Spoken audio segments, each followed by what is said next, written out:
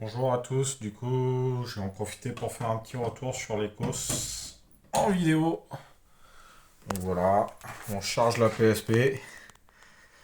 Ouais. Alors si j'avais pu, j'aurais fait un montage, j'aurais mis la petite musique PlayStation de démarrage. Ça me rappelle un peu ça quoi, le temps de chargement. Quand tu démarrais quand t'étais gosse ta PlayStation et que t'étais obligé d'attendre une minute pour avoir ton jeu pour faire Mémuse. Donc du coup voilà. Donc j'en profitais pour faire un parallèle avec les autres centrales, hein, tant qu'à faire. Donc l'idée c'est de proposer les avantages, les inconvénients. Donc là, la bête elle est lancée. Donc là, le petit écran c'est pour dire qu'on peut avoir des mises à jour sur Internet. Donc j'en profité pour présenter la bestiole. Celle-là c'est une 50-200. Donc c'est les premières Ecos 2 qui sont sorties. Après ils ont sorti la 210. Ils ont sorti la 220. Donc après il y a eu des mises à jour plus un booster qui est arrivé en plus. Enfin, la centrale, au lieu de délivrer 4 ampères, elle délivre 6 ampères maintenant. Donc du coup, voilà.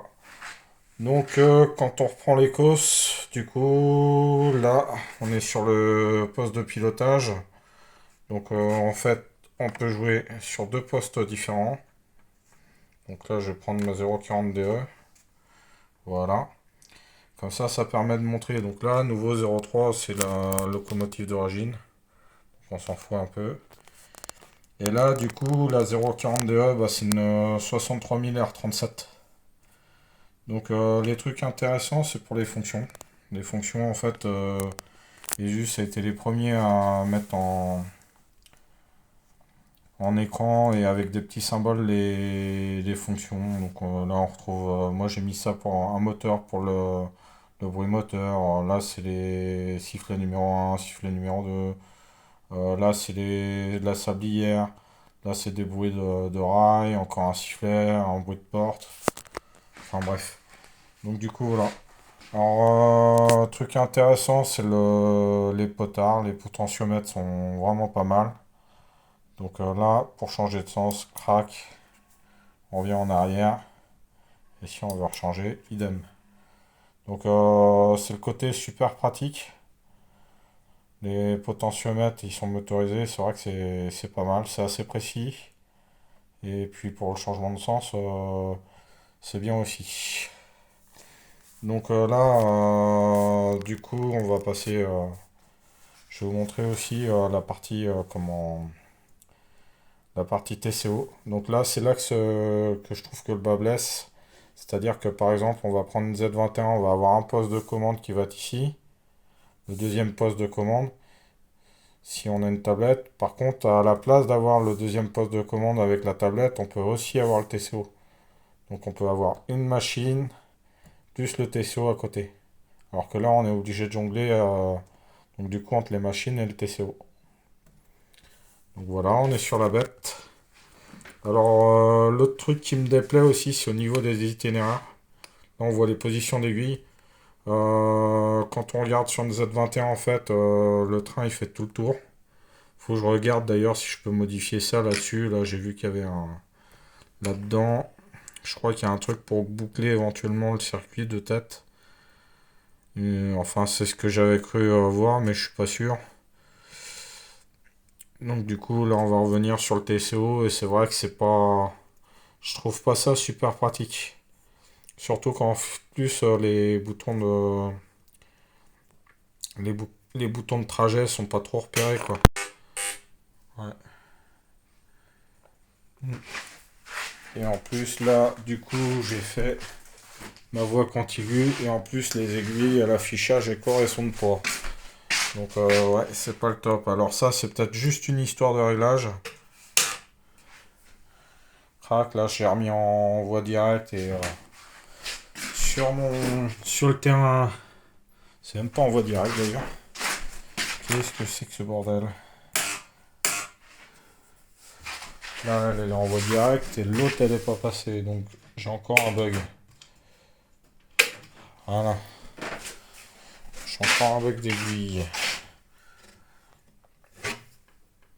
Donc du coup voilà. Donc ouais, on n'a pas les bons positionnements sur le TCO, donc ça c'est pas le top. Mm. Sinon après l'autre truc qui me dérange, je vais prendre la centrale, je vais regarder ici. Là, vous voyez, c'est les connexions de câbles. Donc là, il y a la prise d'alimentation, la prise vers les voies. Et entre les deux, en fait, on voit, c'est la prise pour la voie de programmation. Donc après, moi, ce qui me dérange un peu dans tout ça, c'est qu'en fait, comment, pour la voie, en fait, c'est pris à l'arrière. Donc ça oblige à avoir un poste de commande comment fixe. Et quand on est comme chez moi, en fait, euh, bah, le réseau, il est contre le mur, j'ai pas trop de place. Donc du coup, en fait, ce que j'aime bien, moi, c'est avoir quand même une manette qui puisse suivre, avec laquelle je puisse avoir l'œil sur mes aiguilles, quoi. Et là, en fait, bah du coup, la manette d'ailleurs, elle n'est pas prévue pour mon réseau parce que j'ai pas de place pour la mettre encore. Mais déjà, c'est obligé à avoir une sacrée tablette pour la mettre, une sacrée place. Et en plus, ça laisse la centrale en poste fixe, quoi. Donc c'est pas tip top. Alors après, je vais faire un petit tour vite fait des menus. Donc là, c'est pour ajouter des aiguilles, etc. Donc ici, on peut cliquer là, on peut faire de la place. Donc on peut aller jusqu'à 15 là. Là, ici, du coup, on a un menu locaux qu'on retrouve ici. Je vais revenir en arrière. Là, ici, on peut rentrer une nouvelle loco, par exemple, modifier une loco. Donc quand on va dans modifier locaux, hop, là, on a les propriétés. Par exemple, pour remettre les fonctions, les petits symboles, etc. En paramètres avancés, on peut lire les décodeurs. J'ai essayé, c'est très très long. Et je trouve que ça apporte pas des masses de choses. Donc là, configuration d'adresse. Donc ça, c'est pas mal par contre. J'ai pas encore fait de programmation avec, mais là, si on veut rentrer une adresse longue, clac, on prend directement ici, là. Ça,